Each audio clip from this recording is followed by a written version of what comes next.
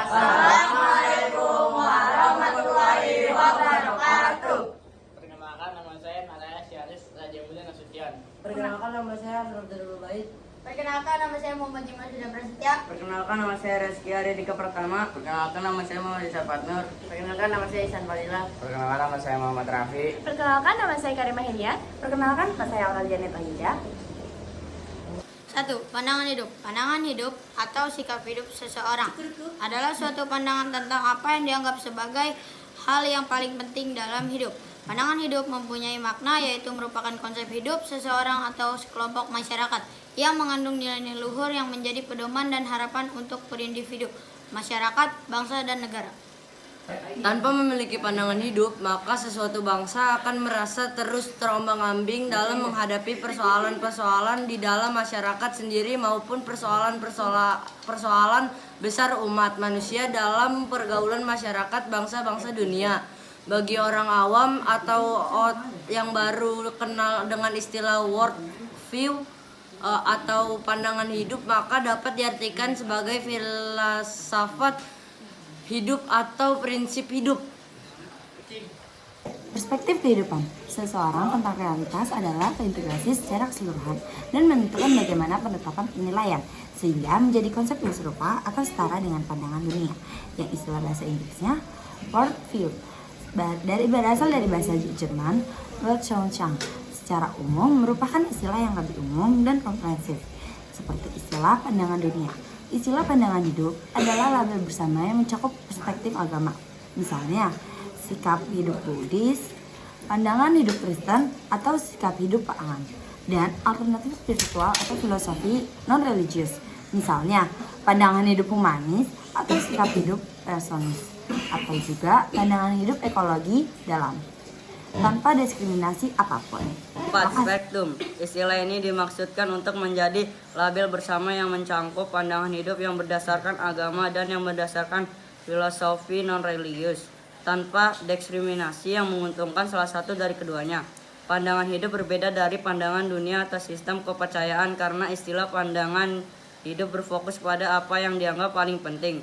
Pandangan hidup berbeda dari eufilosofi karena eufilosofi biasanya menyiratkan pandangan non-teistik, sedangkan pandangan hidup bisa mencakup teistik atau non-teistik, supernaturalistik atau naturalistik.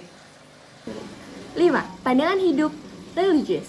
Sebuah agama ada seperangkat kepercayaan dan praktik yang sering berpusat pada keadaan supernatural atau moral tentang kualitas, realitas, kosmos, dan sifat manusia, dan sering diakomodasikan dalam doa, ritual, dan hukum. Agama juga mencakup tradisi leluhur atau budaya, tulisan, sejarah, dan mitologi, serta kepercayaan pribadi dan pengalaman mistik. Istilah agama merujuk kepada praktik pribadi yang terkait dengan keyakinan komunal maupun ritual dan komunikasi kelompok yang berasal dari keyakinan bersama. Bingkai pemikiran keagamaan Eropa, agama-agama menghadirkan kualitas yang sama. Ciri khas pemikiran keagamaan Petrarki, pembagian dunia dalam dua domain yang kompresif.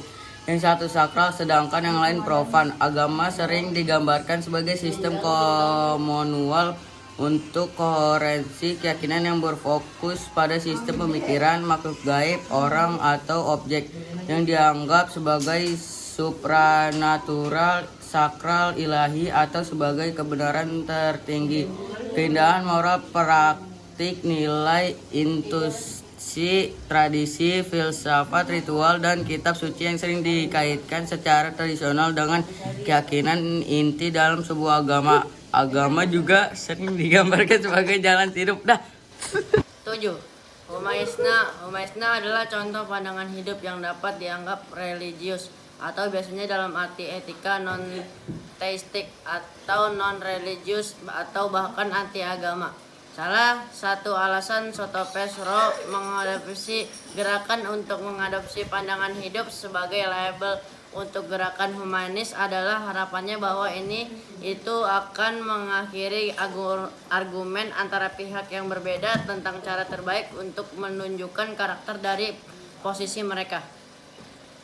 8. Pandangan hidup berfungsi sebagai alat untuk mengatur hubungan manusia dengan Tuhannya. Pandangan hidup bangsa adalah kristalisasi nilai-nilai yang diyakini kebenarannya maupun manfaatnya oleh suatu bangsa. sehingga bangsa tersebut mampu menumbuhkan tekad untuk mewujudkannya dalam sikap hidup sehari-hari.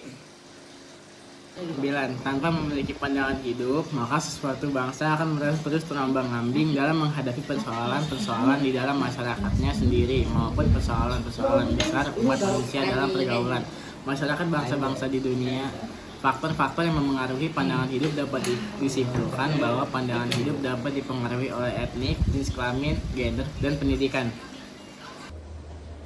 Sekian dari kami, kurang lebih mohon maaf. Wabillahi taufiq wal hidayah. Wassalamualaikum warahmatullahi wabarakatuh.